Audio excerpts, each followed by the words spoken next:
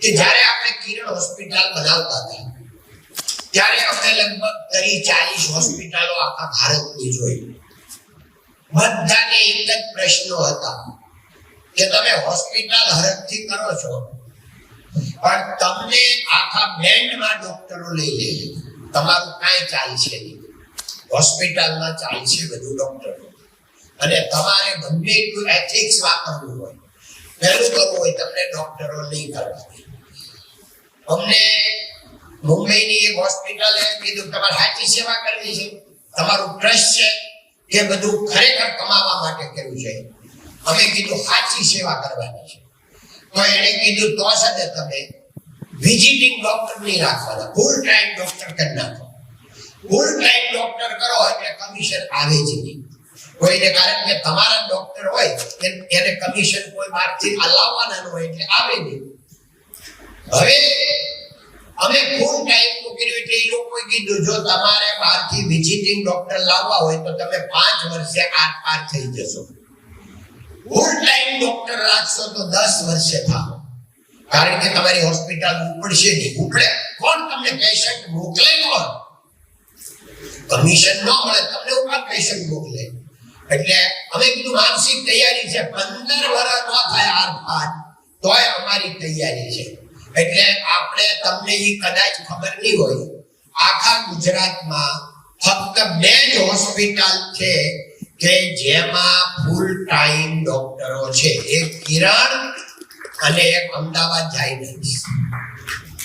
2 જ હોસ્પિટલ છે full time. અરે વાત બીજી કે કોઈ કમિશન ડોક્ટર આપે અને કમિશન લે તો આ હમણાં સાહેબે વાત કરીને એને લાગુ પડે છે કે એને માટે અનએથિક્સ નથી. ખરેખર અનએથિક્સ છે કામ, પણ ડોક્ટરો માટે નથી. એટલા માટે કે હોય 100% એ કામ કરે છે એટલે એને બચવું કે અમારે એને થઈ ગયા લગભગ 20-25 વર્ષ. એક હોસ્પિટલ વાળા મેં કીધું સાહેબ મને હું તમારે ત્યાં ઓપનિંગમાં આવું પણ એક મને વચન આપો કે તમે કોઈને કોઈ સંજોગોમાં કમિશન નહીં આપો.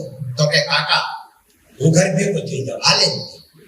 એટલે હું તમારી વાત માનું છું, મારે એવું કરવું છે, હાલવું જોઈએ. એટલે એમને કીધું કે તમે પધારો તો સારું, ન પધારો તો પછી, પણ હું એ તમને વચન નહીં આપી શકું. એના માટે તાલી બજાવો. હવે આપણને આ ખાલી સુરતમાં નહીં, Surat, Mumbai, India, America, Europe, આખા વર્લ્ડમાં છે. એટલે આમાં કઈ આપણે એવું નથી કે આપણે જ એકલા પ્રોબ્લેમ છે. મેયો ક્લિનિકમાં જાવ ને તો છે, હું જઈએ છું બોડી ચેકઅપના $30,000 મેન કાઢીએ 2 જણા આપ્યા છે. એટલે અમને ખબર 20 લાખ રૂપિયામાં બોડી ચેકઅપ કરાવ્યું છે. એટલે ન્યાય આ પોલ્યુશન તો છે, હવે આખા વર્લ્ડનું છે. એટલે એમાંથી બચવું પણ આપણો આનંદ છે કે આપણે બચી ગયા.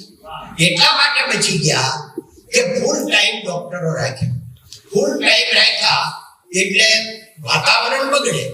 વાતાવરણ એવું થાય કારણ કે આપણને કોઈ ડોક્ટર હોય બિચારા તો એ ચિઠ્ઠી હું કામ કિરણની લખી આવે, એને મળવાની થાય. હવે એને તમે કહો કિરણની મને ચિઠ્ઠી લખી આપો કે હું કે ખબર એટલું જ બોલે તો મારી જવાબદારી નહીં, બીજું કઈ બોલે એટલી જ બોલે. તો આપણને તો આપણા ફેમિલી ડોક્ટર ઉપર જ વિશ્વાસ હોય તો કે નહીં સાહેબ તમે કોઈ ન્યા મારે જાઓ, આપણે જરૂર કહેવાય વાતે સાચી છે. એટલે એમાં કોઈનો દોષ નથી. આપણે ડોક્ટરો જરા પણ ખરાબ નથી, ડોક્ટરો બધા સારા છે, આપણો સમાજ છે, આપણા છે, બધું કમ્પ્લીટ છે. પણ એટલો આનંદની વાત છે ભાઈ કે અમે ફૂલ ટાઈમ આપણે ડોક્ટર રાખ્યા તો 5 વર્ષે આર પાર માંથી નીકળી ગયા કોઈ પણ, કારણ કે રજા આવી 500 બેડ કર્યા હતા, ખાસા 900 કરવા પડ્યા. એટલે એ પણ ચાલ્યું. એટલે સત્યની બહુ મોટી તાકાત છે. હું તો સાહેબને એટલું જ કહું કે કિરણ હાલી ગઈ ને ભાઈ વગર કમિશને, તમારી જો તાકાત હોય ને તો અડધા સુરત તમારે ત્યાં આવી જાય. પણ એમાં 10 વર્ષ 5 વર્ષ 10 વર્ષ વેઇટ કરવું પડે. બધા એનો અપપ્રચાર કરે, જો એ કમિશન આપે નહીં, કમિશન લે નહીં તો બધા એક જ કરે ભાઈ એ ડોક્ટર તો અમારી જવાબદારી નહીં, એ ડોક્ટર નહીં, બધા એમ જ કે. એટલે એને એમના ડાઉન પીડા પછી એ તો એનું કામ જ બોલે, કામ બોલાવવું પડે. એક સત્યની બહુ મોટી તાકાત છે. સત્યને કોઈ સાઈડ કરી જ ન શકે. પણ ધૈર્યવાન, ધીર ગંભીર બનવું પડે. ધન્યવાદ. નમસ્તે કાકા. નમસ્તે. મેં મારું ફાઇનાન્શિયલ પ્રોડક્ટ ચાલુ છું. હું તો છે મારી પાસે કોઈ પ્રોડક્ટ છે પણ કાગળ વડે આવે તો કોપી જાય છે. પણ હવે ફાઇનાન્શિયલના જે તમારી વક્તવ્ય સાંભળ્યો હતો એમને એવું કીધું કે શું બોલી રહ્યા ધંધો થાય એમને ઘર આપો. એ 10 રૂપિયાનું કાગળ છે મારે 25 માં ભાવ તો પેલા ભાઈ 15 માં કે મારે એમ જ કરવું પડે છે મને ઘરમાં જે રૂપિયા મળે હું મને 15 માં કે આપો. એટલે એ વાત ઠીક છે. એમાં એવું છે, તુંડે તુંડે મધ્ય ભિન્ન. એનો અર્થ થાય કે બધાના વિચારો અલગ અલગ હોય. હું તમને એમ કહું કે હું ડોંગરીજી મહારાજના પ્રભાવમાં, અને ડોંગરીજી મહારાજ એમ કે સંતતિ અને સંતતિ અને સંપત્તિ અને સંતતિ આ પ્રારબ્ધ અનુસાર મળે છે. એના માટે પ્રયત્ન કરવાની જરૂર છે, પાપ કરવાની જરૂર નથી. અને આ મને દ્રઢ વિશ્વાસ બેસી ગયો આ સેન્ટેન્સ ઉપર. એટલે હું ડાયમંડ માર્કેટમાં મારી ઓપન ચેલેન્જ છે કે હું પૈસા માટે, બિઝનેસ માટે એક પણ વખત ખોટું બોલ્યું હોય તો ધંધો છોડી દેવો આપણે. તો સત્યથી આ બધું તમે કહો, સત્યથી કંપની ચાલે, સત્યથી પૈસા મળ્યા, બધું સત્યથી થયું. તો કોણે કીધું કે અસત્ય ભાઈ બોલવું પડે? એટલે ભાઈ આપણે અંદરો અંદર વાત કરતા હોય ને તોય વાતમાં કહેવાય કે આપણા મિત્રને, ભાઈને કઈ તો સાચું કહેજો. કારણ કે આપણે ખબર હોય કે આપણા 99% ખોટું કહેવાનું છે. આપણે બરાબર પણ આવો શબ્દ વાપરવો જ ન પડે. તો હાસુ કહેજે એ શબ્દ વાપરવાનો આવે જ નહીં. આપણો ભાઈ હોય, આપણો મિત્ર હોય, આપણો કુટુંબ, સાચું જ બોલવાનો હોય. એમાં શબ્દ ક્યાં આવે?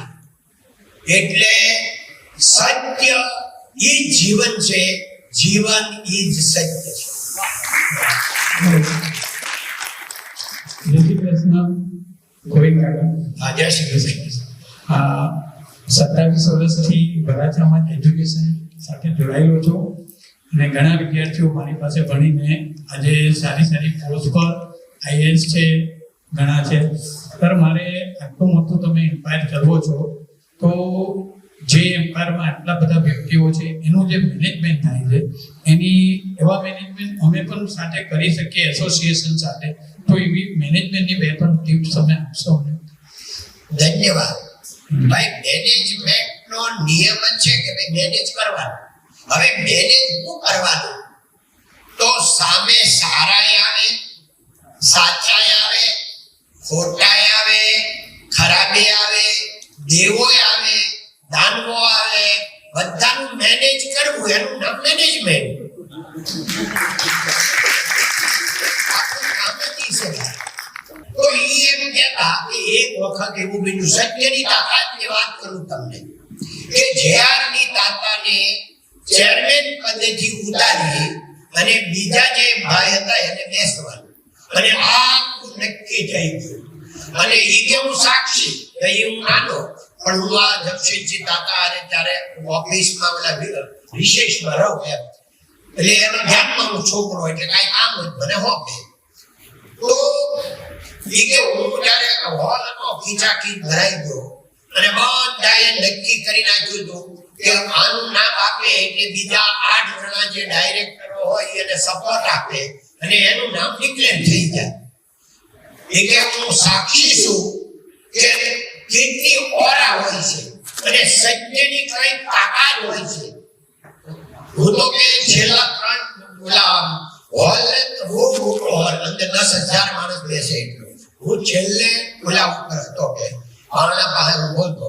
જેવા આમ જેઆરની દાખલ થયા, સ્ટેજ ઉપર જે 10 લોકો બેઠા હતા અને સામે 10,000 નું ઓડિયન્સ હતું, એક માણસ શબ્દ નો બોલી, એક પણ માણસ કે આને આ જ્ઞાનને આપણે હવે લઈને આ ભાઈને ચેરમેન બનાવવા છે.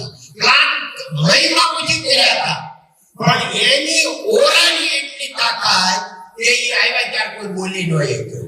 તો આ કર્મની તાકાત છે. આપણે નથી બોલવાનું, આપણું કર્મ બોલવાનું.